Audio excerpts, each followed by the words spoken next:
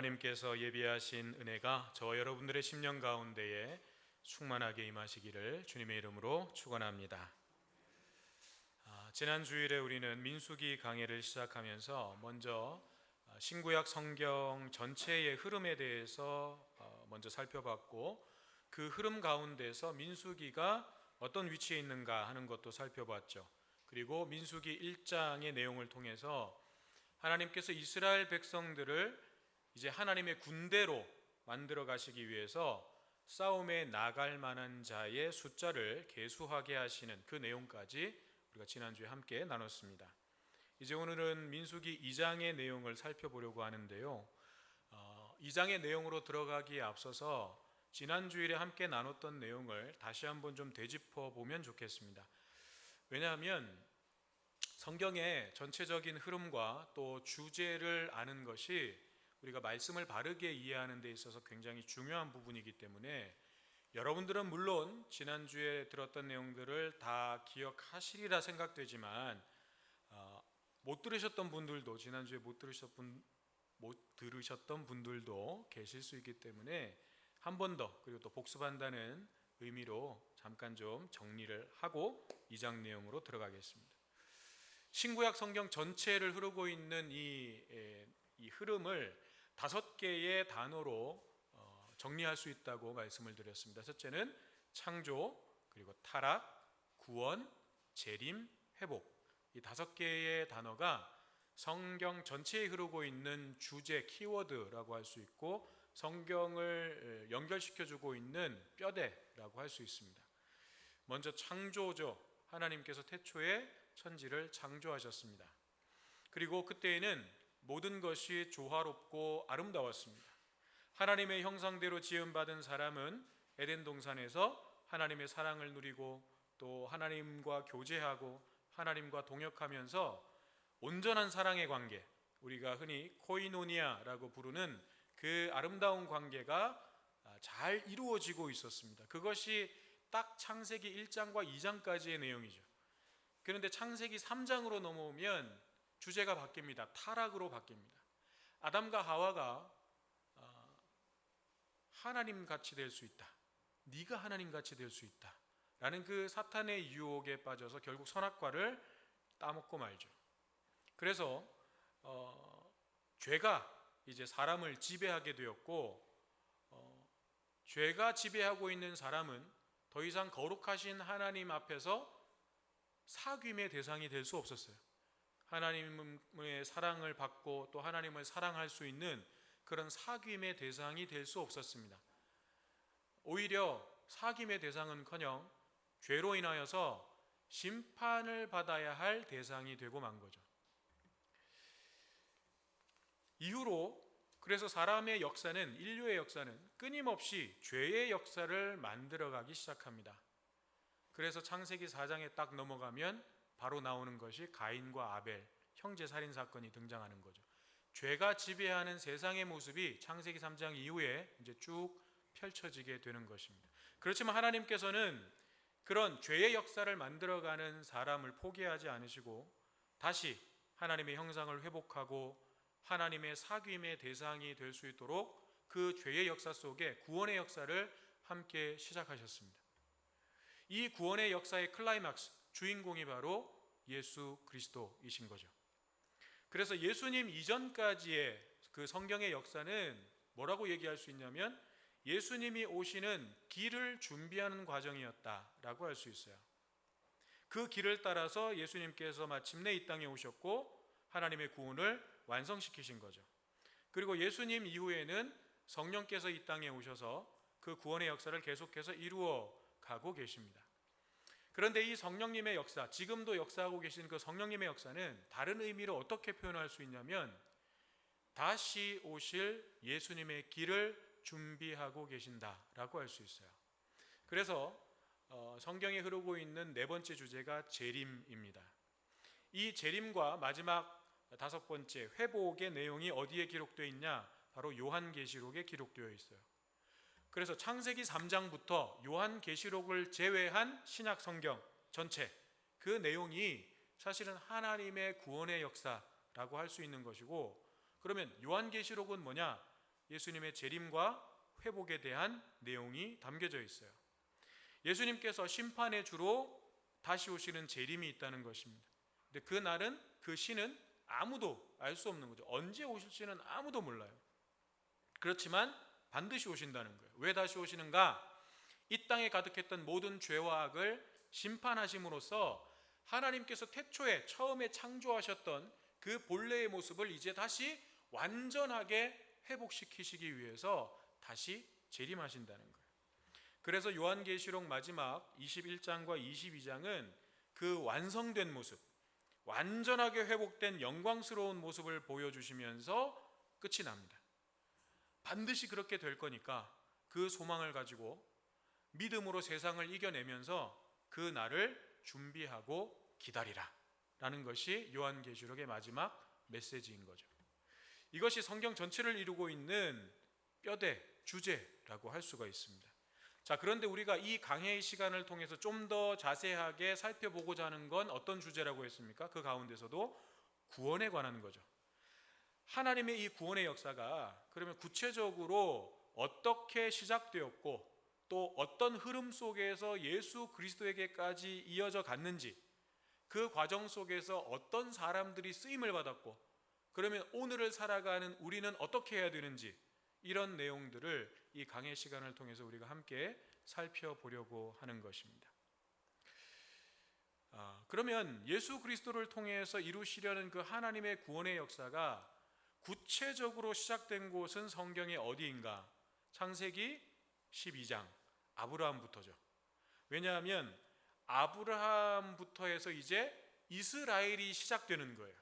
그리고 그 이스라엘을 통해서 예수님이 오시는 거기 때문에 예수님을 통해서 이루시려는 하나님의 구원의 계획은 아브라함 창세기 12장부터 구체적으로 시작되었다라고 볼 수 있는 것입니다.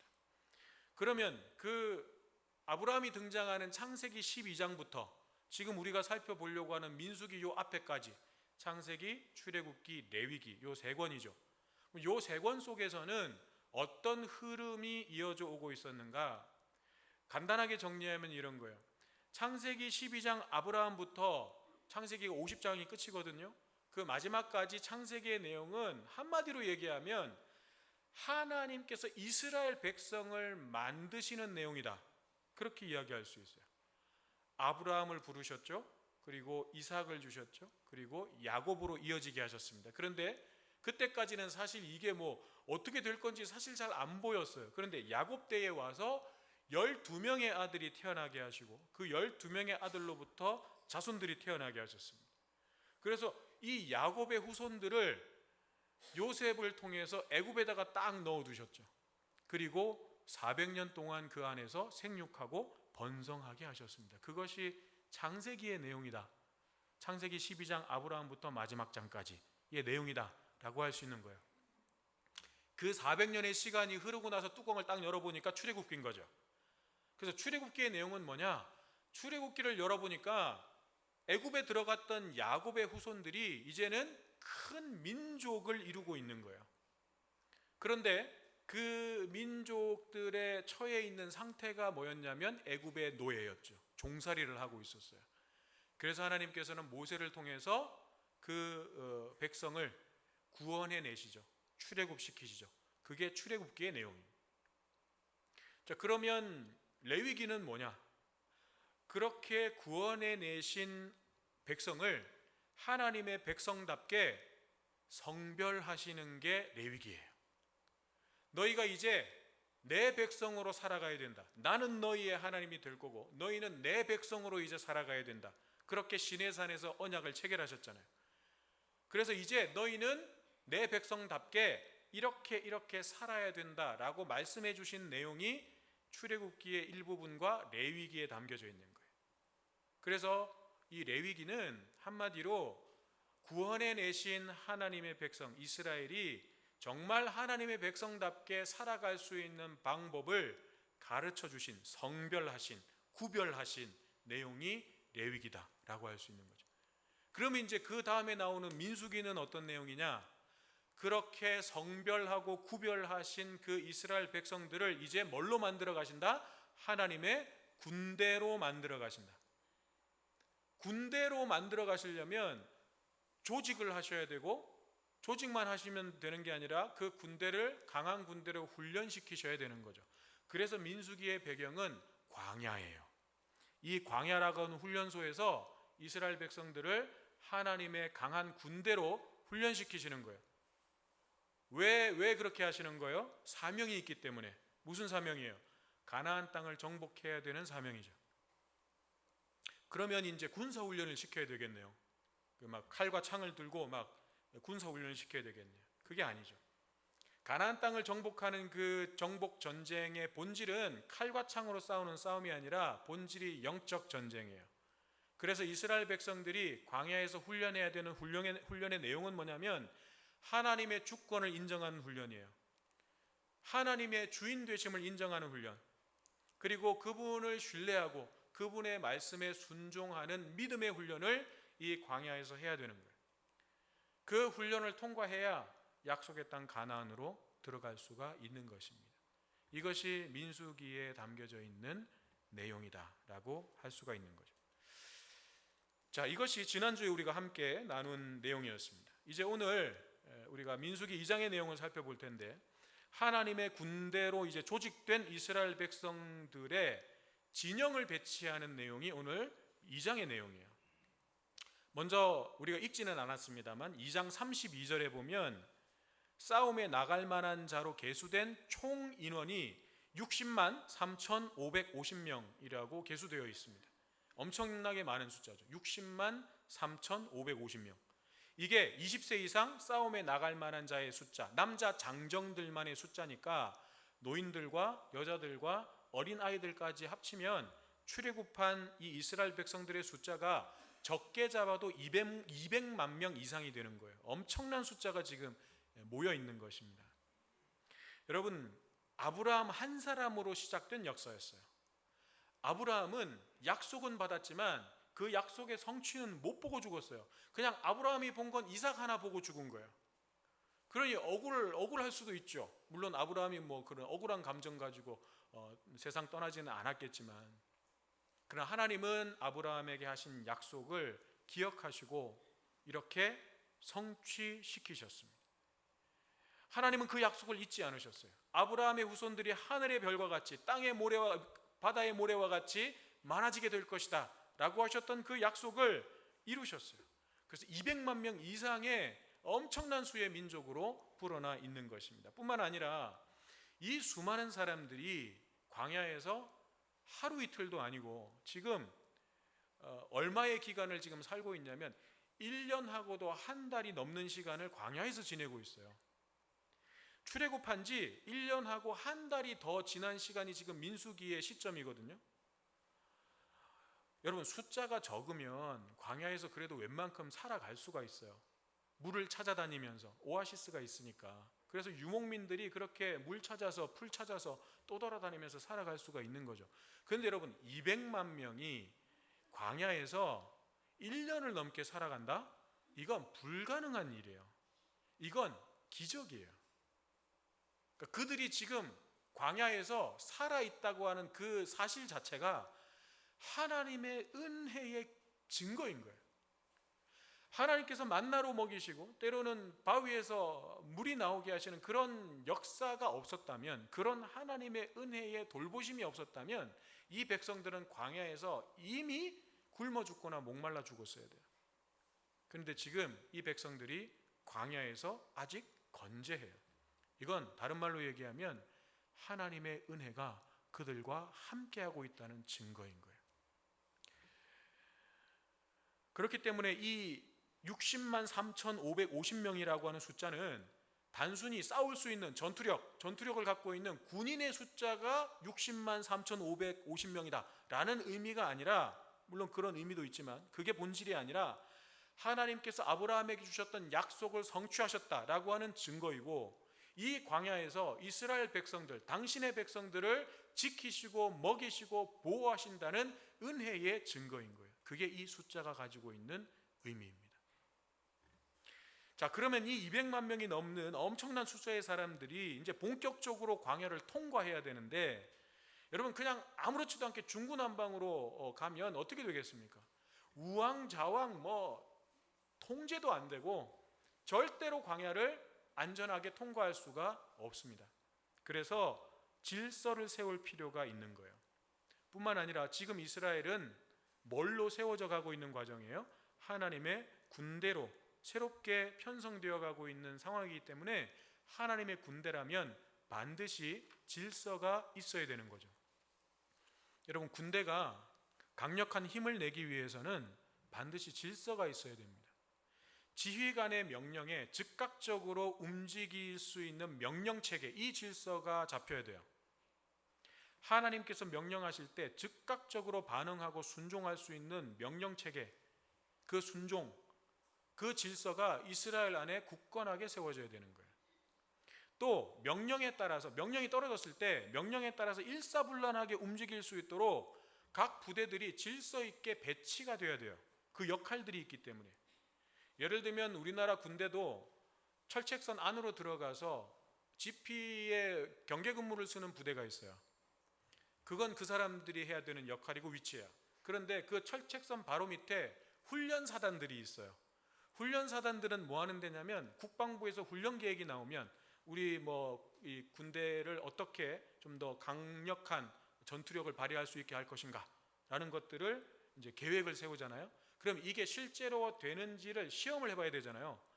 그것을 시험해보는 부대가 따로 있어요. 그게 이제 훈련사단이라고 불리는 부대들이에요. 그 부대들은 1년 내내 이제 훈련만 하는 거예요. 그렇게.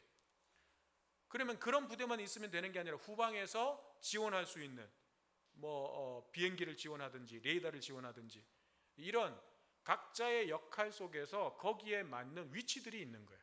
우리 여기 해병대산이라고 불리는 여기 산 위에도 미사일 부대가 있잖아요.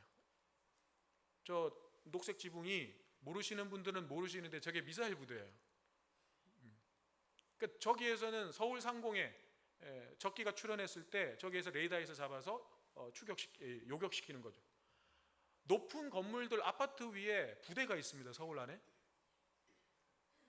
그들은 거기에서 자기 역할이 있는 거예요. 그처럼 명령이 떨어졌을 때 각자의 위치에서 일사불란하게 그 명령을 수행할 수 있는 자리 배치가 중요한 거죠. 그 질서가 세워져야 되는 거예요. 그래서 하나님께서는 이제 이스라엘을 질서가 있는 공동체로 세워가십니다. 2절 끝에 보니까 이렇게 말씀하시죠. 진을 치되 회막을 향하여 사방으로 치라.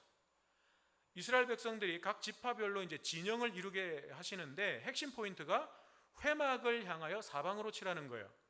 이건 한마디로 회막, 성막이 가운데 중심에 있고 그 성막을 중심으로 동서남북으로 진영을 이루라는 거예요. 제가 설교 노트에 그 그림을 하나 넣어놨는데 전체적인 그림이 나와 있죠. 보시다시피 가운데에 성막이 있습니다. 회막이라고도 부르죠. 동서남북 사면으로 3개 지파씩 배치가 되어 있는 것을 볼 수가 있습니다. 글씨가 조금 흐리실 텐데 그림에서 오른쪽이 동쪽이에요. 그러면 위쪽이 북쪽인 거고, 그렇죠? 자, 그렇다면 여기에는 어떤 영적인 의미들이 담겨져 있는가? 첫째는 이 회막이라고 하는 이름 자체가 성막의 다른 이름인데 그 의미는 하나님과 이스라엘 백성들이 만나는 장소다라는 의미예요. 그래서 회막이라고 부르는 거예요. 그런데 이 회막이 이스라엘의 진영의 중심에 있도록 하셨어요. 이건 무슨 의미냐면 하나님께서 이스라엘 가운데 거하시겠다는 거예요. 거기에 거하시면서 그들을 만나고 그들과 교제하시겠다는 거예요. 이 하나님의 의지를 보여주고 계시는 거예요. 그런데 이것은 지금 여기에만 딱 나타난 게 아니라 사실 성경 전체에 흐르고 있는 하나님의 뜻이에요. 하나님은 언제나 하나님의 백성들 가운데 거하기를 원하시고 그들을 만나기를 원하시고 그들과 교제하기를 원하십니다. 그게 우리를 향하신 하나님의 뜻이에요. 구약에서는 이렇게 성막, 회막, 또 진영 이런 식으로 표현이 되어 있지만 이게 신약으로 넘어오면 어떻게 표현됐냐면 말씀이 육신이 되어 우리 가운데 거하심에 라고 신약에서는 그렇게 나타나고 있는 거죠. 예수님이 육신을 입고 이 땅에 오신 그 사건 자체가 하나님께서 우리 가운데 거하시기 위해서 오신 사건인 거죠. 그래서 예수님의 다른 이름을 하나님이 우리와 함께 계시다라는 뜻의 임마누엘이라고 부르는 거예요. 하나님의 뜻은 그거예요. 우리 가운데 함께 하기를 원하십니다. 저와 여러분들의 삶 가운데 하나님은 들어오셔서 그 가운데 거하시면서 저와 여러분들을 만나시고 교제하시고 하나님의 뜻 가운데로 이끌어 가기를 원하십니다. 그것을 하나님께서 지금 이 진영을 통하여서 보여주고 계시는 거죠.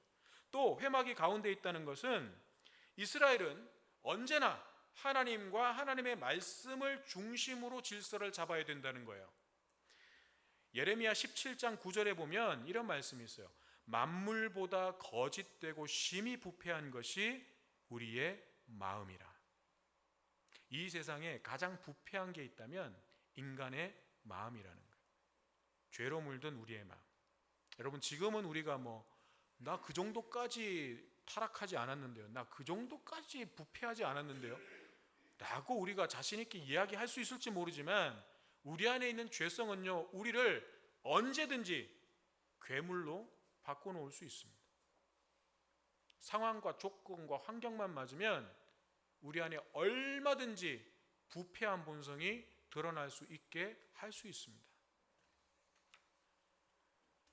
그래서 우리가 사사기의 말씀처럼 각자 자기 소견에 옳은 대로 행하게 되면 우리의 삶은 어떻게 되냐면 무질서와 공허와 흑암과 혼돈만 가득하게 될 뿐이에요. 그렇지만 하나님의 말씀을 절대적 기준으로 붙잡고 하나님과의 교제 속에서 살아가게 되면 우리의 삶은 질서가 있고 조화로운 삶으로 바뀌게 되는 거예요. 왜냐하면 하나님은 흑암 속에 빛을 주시는 하나님이에요. 무질서 속에 질서를 주시는 하나님이에요. 그래서 창세기 1장에 보면 뭐라고 말씀하세요?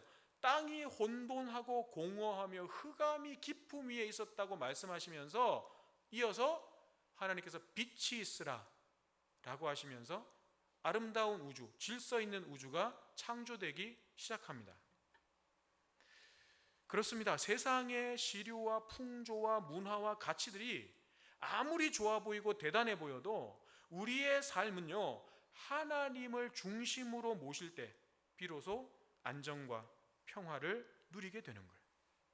여러분, 오늘 우리의 삶의 중심, 마음의 중심에는 뭐가 있는지를 확인하셔야 돼요.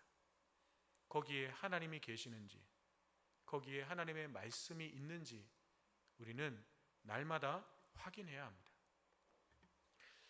다음으로 3절에 보면 이제 그 동쪽 편에 제1진영이 배치하게 되는데 유다 지파가 대표 지파로 등장해요.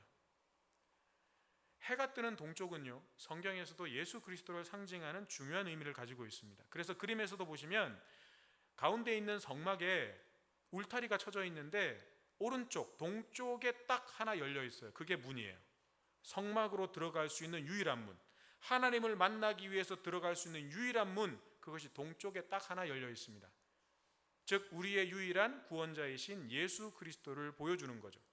그런데 이 동쪽에 유다 지파가 위치하고 있는 것이고, 이 유다 지파가 나중에 이제 행군할 때, 지금 이 배치는 주둔할 때, 어딘가에 머물러 있을 때 이런 배치로 주둔하는 것이고, 행군할 때는 또 다른 배치로 이제 배치가 돼요. 그런데 행군할 때도 유다 지파가 제일 앞에 섭니다.